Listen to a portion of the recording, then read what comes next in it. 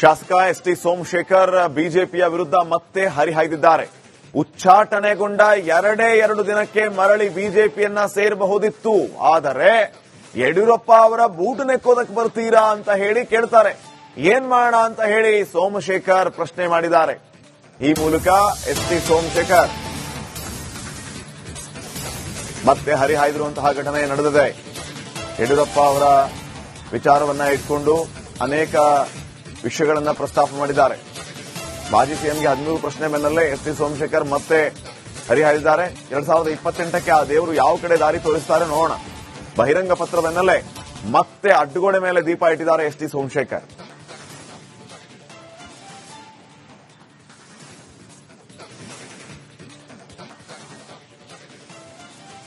ನಾನು ಅಸೆಂಬ್ಲಿಲಿ ಪ್ರಸ್ತಾಪ ಮಾಡಿದ್ದನ್ನ ಹೊರಗಡೆ ಕ್ವಶನ್ ಮಾಡ್ತಾರೆ.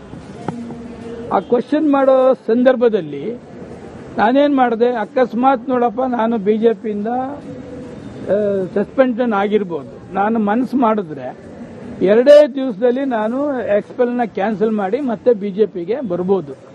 ಆ ತರ ಯೋಚನೆನ ಕೂಡ ನಾನು ಮಾಡಲಿಲ್ಲ. ನಾನು ರೈತರ ಪರವಾಗಿ ಧ್ವನಿ ಎತ್ತಿದ್ದೇನೆ ಅಂತ ಹೇಳಿದಂತ ಸಂದರ್ಭದಲ್ಲಿ ಮತ್ತೆ ಬಿಜೆಪಿಗೆ ಯಾಕೆ ಬರ್ತೀರಿ, ಮತ್ತೆ ವಾಪಸ್ಸು ಯಡಿಯೂರಪ್ಪನವರ ಬೂಟ್ ನೆಕ್ಕಿಗೆ ಬರ್ತೀರಾ ಅಂತೇಳಿ ಪ್ರೆಸ್ ಮೀಟ್ ಮಾಡ್ತಾರೆ.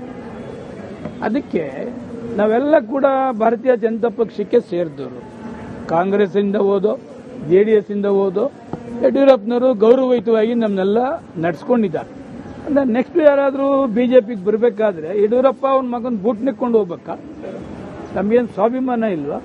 ಅದಕ್ಕೆ ಯಡಿಯೂರಪ್ಪನವರಿಗೆ ಮತ್ತೆ ಸಂಘ ಪರಿವಾರದವರಿಗೆ ಒಂದು ಲೆಟರ್ನು ಕೂಡ ಸುದೀರ್ಘವಾಗಿ ಬರೆದಿದ್ದೇನೆ. ನಾನು ಅಸೆಂಬ್ಲಿಲಿ ಪ್ರಸ್ತಾಪ ಮಾಡಿದ್ದನ್ನ ಹೊರಗಡೆ ಕ್ವಶನ್. ಶಾಸಕ ಎಸ್ಟಿ ಸೋಮಶೇಖರ್ ಬಿಜೆಪಿಯ ವಿರುದ್ಧ ಮತ್ತೆ ಹರಿಹಾಯ್ದಿದ್ದಾರೆ. ಉಚ್ಚಾಟನೆಗೊಂಡ ಎರಡು ದಿನಕ್ಕೆ ಮರಳಿ ಬಿಜೆಪಿಯನ್ನ ಸೇರಬಹುದಿತ್ತು. ಆದರೆ ಯಡಿಯೂರಪ್ಪ ಅವರ ಬೂಟು ನೆಕ್ಕೋದಕ್ಕೆ ಬರ್ತೀರಾ ಅಂತ ಹೇಳಿ ಕೇಳ್ತಾರೆ. ಏನ್ ಮಾಡೋಣ ಅಂತ ಹೇಳಿ ಸೋಮಶೇಖರ್ ಪ್ರಶ್ನೆ ಮಾಡಿದ್ದಾರೆ. ಈ ಮೂಲಕ ಎಸ್ಟಿ ಸೋಮಶೇಖರ್ ಮತ್ತೆ ಹರಿಹಾಯ್ದಿರುವಂತಹ ಘಟನೆ ನಡೆದಿದೆ.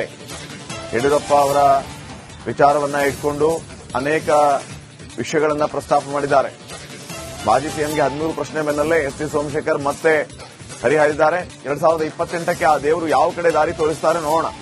ಬಹಿರಂಗ ಪತ್ರ ಬೆನ್ನಲ್ಲೇ ಮತ್ತೆ ಅಡ್ಡಗೋಡೆ ಮೇಲೆ ದೀಪ ಇಟ್ಟಿದ್ದಾರೆ ಎಸ್ಟಿ ಸೋಮಶೇಖರ್.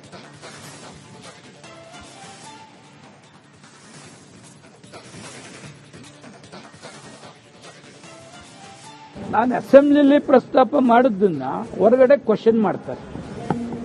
ಆ ಕ್ವಶನ್ ಮಾಡೋ ಸಂದರ್ಭದಲ್ಲಿ ನಾನೇನ್ ಮಾಡಿದೆ, ಅಕಸ್ಮಾತ್ ನೋಡಪ್ಪ ನಾನು ಬಿಜೆಪಿಯಿಂದ ಸಸ್ಪೆನ್ಷನ್ ಆಗಿರ್ಬೋದು, ನಾನು ಮನಸ್ಸು ಮಾಡಿದ್ರೆ 2 ದಿವಸದಲ್ಲಿ ನಾನು ಎಕ್ಸ್ಪೆಲ್ನ ಕ್ಯಾನ್ಸಲ್ ಮಾಡಿ ಮತ್ತೆ ಬಿಜೆಪಿಗೆ ಬರ್ಬೋದು. ಆ ತರ ಯೋಚನೆನ ಕೂಡ ನಾನು ಮಾಡಲಿಲ್ಲ. ನಾನು ರೈತರ ಪರವಾಗಿ ಧ್ವನಿ ಎತ್ತಿದ್ದೇನೆ ಅಂತ ಹೇಳಿದಂತ ಸಂದರ್ಭದಲ್ಲಿ ಮತ್ತೆ ಬಿಜೆಪಿಗೆ ಯಾಕೆ ಬರ್ತೀರಿ, ಮತ್ತೆ ವಾಪಸ್ಸು ಯಡಿಯೂರಪ್ಪನವರ ಬೂಟ್ ನೆಕ್ಕಿಗೆ ಬರ್ತೀರಾ ಅಂತೇಳಿ ಪ್ರೆಸ್ ಮೀಟ್ ಮಾಡ್ತಾರೆ. ಅದಕ್ಕೆ ನಾವೆಲ್ಲ ಕೂಡ ಭಾರತೀಯ ಜನತಾ ಪಕ್ಷಕ್ಕೆ ಸೇರಿದವರು. ಕಾಂಗ್ರೆಸ್ ಇಂದ ಹೋದೋ, ಜೆಡಿಎಸ್ ಇಂದ ಹೋದೋ, ಯಡಿಯೂರಪ್ಪನವರು ಗೌರವಯುತವಾಗಿ ನಮ್ಮನ್ನೆಲ್ಲ ನಡೆಸ್ಕೊಂಡಿದ್ದಾರೆ. ಅಂದ್ರೆ ನೆಕ್ಸ್ಟ್ ಯಾರಾದರೂ ಬಿಜೆಪಿಗೆ ಬರಬೇಕಾದ್ರೆ ಯಡಿಯೂರಪ್ಪ ಅವನ ಮಗನ ಬೂಟ್ ನೆಕ್ಕೊಂಡು ಹೋಗ್ಬೇಕಾ? ನಮಗೇನು ಸ್ವಾಭಿಮಾನ ಇಲ್ವಾ?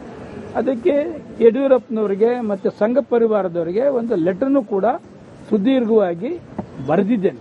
ನಾನು ಅಸೆಂಬ್ಲಿಲಿ ಪ್ರಸ್ತಾಪ ಮಾಡಿದ್ದನ್ನ ಹೊರಗಡೆ ಕ್ವಶನ್.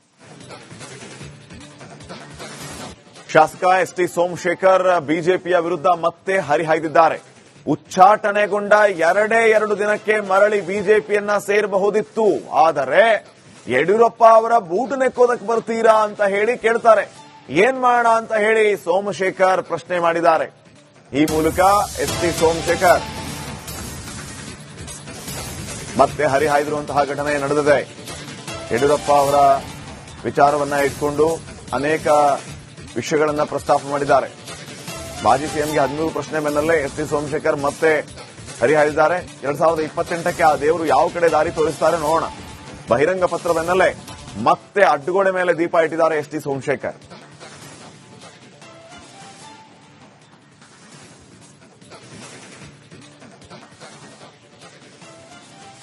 ನಾನು ಅಸೆಂಬ್ಲಿಲಿ ಪ್ರಸ್ತಾಪ ಮಾಡಿದ್ದನ್ನ ಹೊರಗಡೆ ಕ್ವಶನ್ ಮಾಡ್ತಾರೆ. ಆ ಕ್ವಶನ್ ಮಾಡೋ ಸಂದರ್ಭದಲ್ಲಿ ನಾನೇನ್ ಮಾಡಿದೆ, ಅಕಸ್ಮಾತ್ ನೋಡಪ್ಪ ನಾನು ಬಿಜೆಪಿಯಿಂದ ಸಸ್ಪೆನ್ಷನ್ ಆಗಿರ್ಬೋದು, ನಾನು ಮನಸ್ಸು ಮಾಡಿದ್ರೆ 2 ದಿವಸದಲ್ಲಿ ನಾನು ಎಕ್ಸ್ಪೆಲ್ನ ಕ್ಯಾನ್ಸಲ್ ಮಾಡಿ ಮತ್ತೆ ಬಿಜೆಪಿಗೆ ಬರ್ಬೋದು.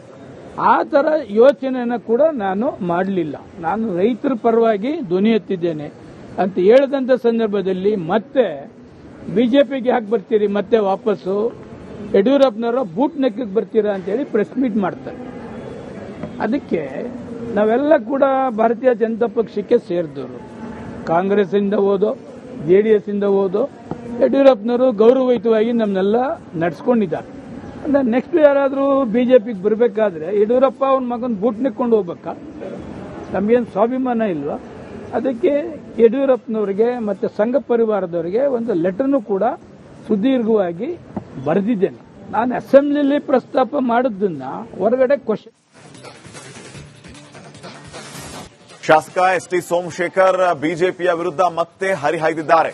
ಉಚ್ಚಾಟನೆಗೊಂಡ 2 ದಿನಕ್ಕೆ ಮರಳಿ ಬಿಜೆಪಿಯನ್ನ ಸೇರಬಹುದಿತ್ತು, ಆದರೆ ಯಡಿಯೂರಪ್ಪ ಅವರ ಬೂಟು ನೆಕ್ಕೋದಕ್ಕೆ ಬರ್ತೀರಾ ಅಂತ ಹೇಳಿ ಕೇಳ್ತಾರೆ. ಏನ್ ಮಾಡೋಣ ಅಂತ ಹೇಳಿ ಸೋಮಶೇಖರ್ ಪ್ರಶ್ನೆ ಮಾಡಿದ್ದಾರೆ. ಈ ಮೂಲಕ ಎಸ್ಟಿ ಸೋಮಶೇಖರ್ ಮತ್ತೆ ಹರಿಹಾಯ್ದಿರುವಂತಹ ಘಟನೆ ನಡೆದಿದೆ. ಯಡಿಯೂರಪ್ಪ ಅವರ ವಿಚಾರವನ್ನ ಇಟ್ಕೊಂಡು ಅನೇಕ ವಿಷಯಗಳನ್ನ ಪ್ರಸ್ತಾಪ ಮಾಡಿದ್ದಾರೆ. ಮಾಜಿ ಸಿಎಂಗೆ 13 ಪ್ರಶ್ನೆ ಬೆನ್ನಲ್ಲೇ ಎಸ್ಟಿ ಸೋಮಶೇಖರ್ ಮತ್ತೆ ಹರಿಹಾಯ್ದಿದ್ದಾರೆ. 2028ಕ್ಕೆ ಆ ದೇವರು ಯಾವ ಕಡೆ ದಾರಿ ತೋರಿಸ್ತಾರೆ ನೋಡೋಣ. ಬಹಿರಂಗ ಪತ್ರ ಬೆನ್ನಲ್ಲೇ ಮತ್ತೆ ಅಡ್ಡಗೋಡೆ ಮೇಲೆ ದೀಪ ಇಟ್ಟಿದ್ದಾರೆ ಎಸ್ಟಿ ಸೋಮಶೇಖರ್.